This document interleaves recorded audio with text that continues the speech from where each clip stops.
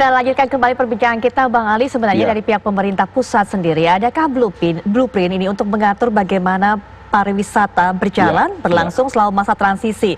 Apakah seperti selain protokol kesehatan, Bang, tentunya, apakah memang ada untuk kapasitas harus 50%? Rasanya itu juga perlu diuji lagi bagaimana untuk mengawasi agar bisa dilaksanakan dengan betul. Adakah kemudian aturan-aturan lainnya? Iya, yang pasti tadi Bapak Presiden memberikan pesan bahwa daerah, provinsi, kabupaten, kota melakukan koordinasi yang terus-menerus intensif dengan gugus tugas di pusat dalam rangka apa? Untuk melakukan evaluasi dari tingkat kabupaten, kecamatan sampai RT RW. Apa maksudnya? Agar setiap jam, setiap hari itu dilakukan evaluasi. Karena itulah maka ketika menerapkan protokol kesehatan itu dipastikan agar langkah-langkah yang dilakukan oleh pemerintah, seperti berkali-kali juga beliau sampaikan bahwa meskipun regulasi sehebat apapun dibikin di pusat, tapi kan pemerintah membutuhkan Pemda. Karena orang di kampung atau di kecamatan atau di kabupaten kota itu melakukan kayak tadi begitu di daerah-daerah zona hijau mereka bisa berpariwisata, kemudian pergi menyelam atau ada yang mendaki gunung dan lain-lain sebagainya. Tetapi mesti dipastikan, itu sebabnya koordinasi sampai dengan by name, by address, by phone mesti tetap ada koordinasinya. Nah, kata pesan Bapak Presiden, ada istilahnya tentang perkuat konsolidasi. Kenapa begitu? Karena kita tetap waspada di zona-zona hijau itu, karena perkembangan COVID ini kan sangat amat dinamis, Mbak Putri. Betul.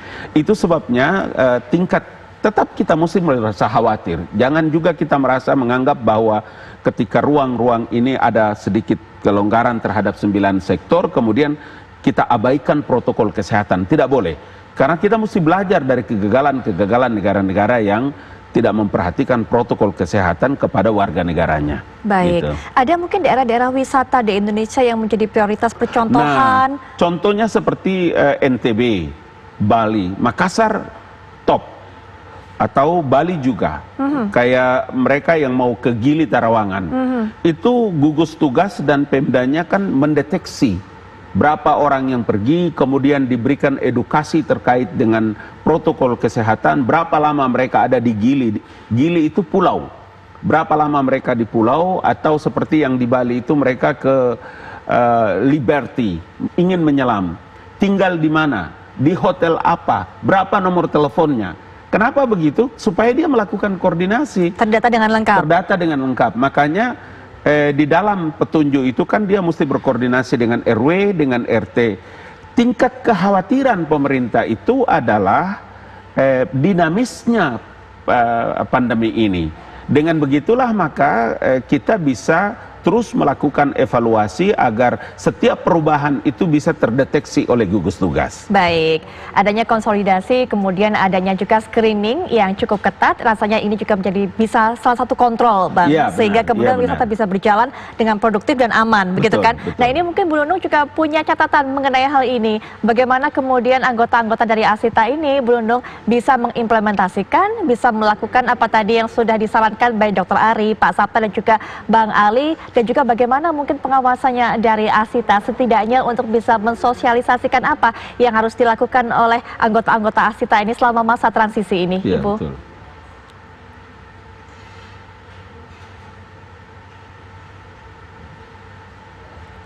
Bu Nunung masih mendengar suara saya?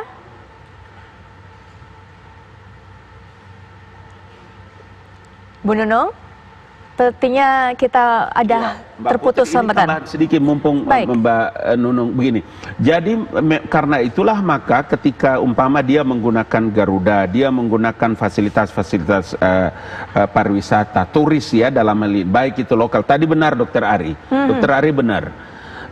Sehingga dari perusahaan itu juga bisa ikut serta melibatkan diri secara langsung, berpartisipasi dengan protokol kesehatan yang ada dari gugus tugas, agar dia juga tetap membuka ruang, tetapi mereka juga ikut berpartisipasi dan menjadi separuh dari kewajiban untuk terus mengingatkan kepada setiap kunjungan para pariwisata yang menggunakan fasilitas perusahaan. Baik, Dr. Ari tadi sudah memberi masukan bahwa memang ini saat dibuka tempat pariwisata seharusnya diprioritaskan terlebih dahulu untuk wisatawannya adalah wisatawan lokal. Begitu Dr. Ari ya. Tapi kalau Anda kata dari tempat wisatanya sendiri Dok, adakah mungkin yang lebih prioritas untuk dibuka terlebih dahulu? Adakah pertimbangan tempat wisata outdoor, indoor itu bisa menjadi pertimbangan tertentu atau sebenarnya itu tidak terlalu berpengaruh Dok terhadap penyaluran ataupun penyebaran penyakit ini?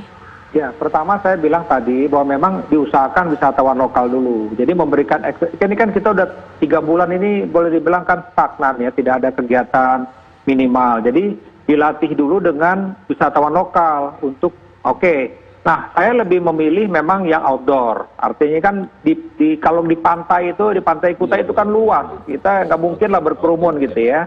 Nah, tapi mungkin jika ada aktivitas olahraga pantai misalnya, di situ kan orang mengantri nanti. Karena sekali lagi ini euforia ini yang kita mesti antisipasi.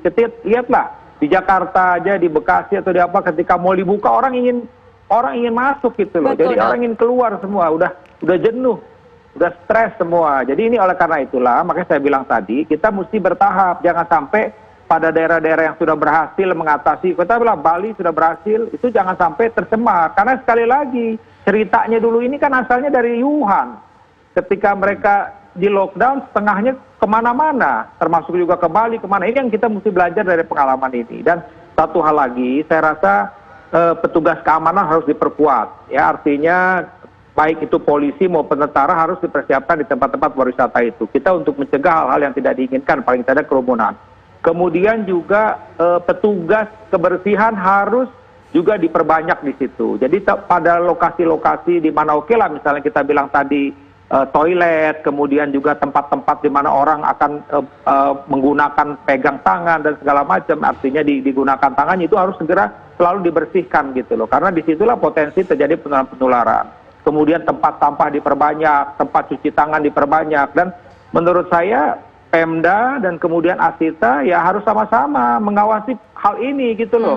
Karena sekali lagi kita ini ingin masalah ini selesai gitu loh. Dokter-dokter juga bukan berarti dokter ini memang udah tugas dokter mau sampai kapanpun ya pekerjaan saya memeriksa pasien datang saya obatin. Itu sih mau berapapun itu udah kita kerjain lah. Kalau buat dokter enggak. Tapi paling tidak kalau jumlah pasien berkurang kita napas sedikit gitu loh. Nah, kasih napas kita sedikit. Nanti nggak apa-apa, kita rutin lagi. Memang dokter ya untuk bekerja, perawat untuk bekerja di rumah sakit. Nggak ada ya itu. Jadi tidak ada masalah buat kami petugas kesehatan. Tapi sekali lagi, kami juga bisa mengukur. Ini kan jadi masalah yang terjadi kemarin ketika begitu datang pasien begitu banyak mendadak dan kita nggak bisa buat apa-apa. Nah sekarang nih biar juga dikasih kesempatan, ya sarana prasarana kesehatan juga bisa melakukan persiapan-persiapan. Ya, kita kan bisa lihat nih bagaimana setelah ini terjadi. Jadi step by step-nya itu jelas. Ya, step by step jelas.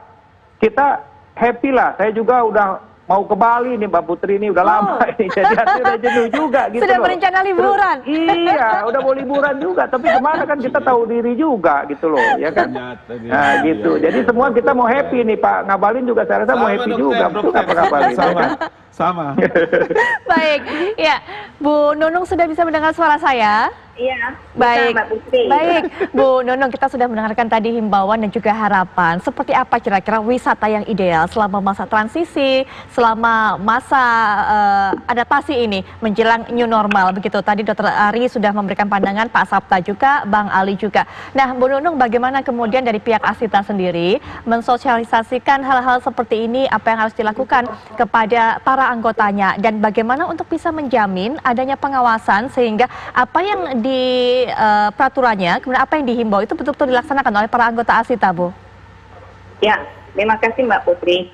Jadi Asita selalu menghimbau kepada seluruh anggota yang sudah melayani permintaan masyarakat mengenai pariwisata untuk kita berwisata. Tentunya tadi yang tadi kata Pak Sapta ya, Pak Sapta pasti lebih jago gitu. Pariwisata ini merupakan adalah sektor yang terpenting dalam pergerakan perekonomian. Namun saya setuju dengan Dr. Ari, untuk ini kita tentu sudah melaksanakan protokol kesehatan. Yang tadi saya sampaikan adanya clean, health, safety itu sudah pasti. Dan saya setuju juga untuk itu kita memulai dengan domestik, yaitu lokal. Misalnya tadi yang ke Borobudur, orang Jogja ke Borobudur, orang Bandung untuk ke Tangkuban Perahu. Tadi bagaimana untuk mengontrol?